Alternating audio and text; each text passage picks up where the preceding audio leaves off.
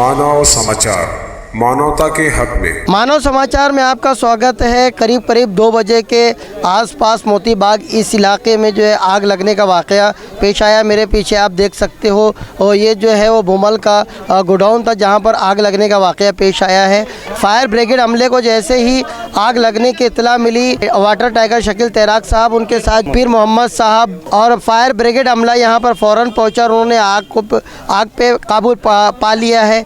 किस तरह का, किस नौइयत का वाक़या था, आइए हम जो है शकील तैराक से इस बारे में पूछते हैं। शकील भाई, क्या है पूरा मामला? आप 2 बजे तकरीबन कारपोरेटर विनोद वाघ का पवार साहब को फ़ोन आया। पवार साहब ने फायर ब्रिगेड पे फ़ोन किया फिर मोहम्मद साहब को। वो उसी वक्त हमने चारों गाड़ियाँ की पता चला कि बस्ती में आग है। फ़ौरन 3-4 गाड़ियाँ लेके हम मौके वारदात पे पहुँचे।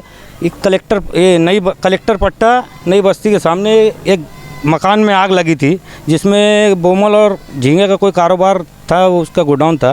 फ़ौरन हम मौके वारदात पे पहुँचे और तीनों तरफ से गाड़ियों को, पीछे भी आग थी तो तीनों तरफ से गाड़ियों को आग लगा के हमारी पूरी फायर ब्रिगेड की टीम ने आग पर पूरा काबू पाया। सिलेंडर भी था, उसको बाहर निकाला गया और इस वक्त पूरा आग पे काबू पाकर बुझाया गया पूरा फाइनल।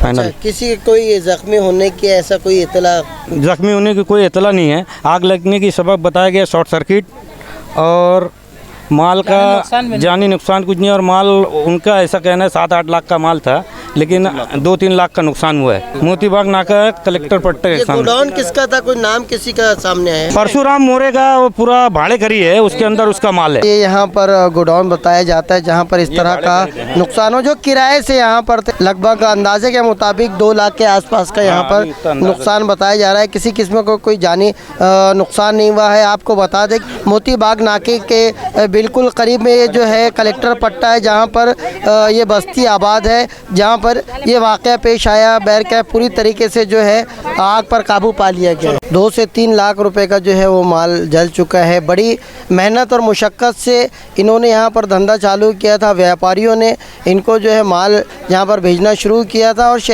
इस बस्ती के एक कोने में इसलिए उन्होंने गोडाउन लगा के रखा था कि माल जो है वो महफूज रहेगा, मगर कुदरत को जो मंजूर होना है वो हुआ। बैरकैफ इस तरह के वाक़ये में जिनका ये धंधा या जिनका ये कारोबार होता है, जो ज़ीरो से शुरू करते हैं, जो मेहनत करके अपने आप को इस लेवल पर लाते हैं, और इस तरह का जब कोई हादसा होता है तो यकीनन उनके हौसले टूट जाते हैं।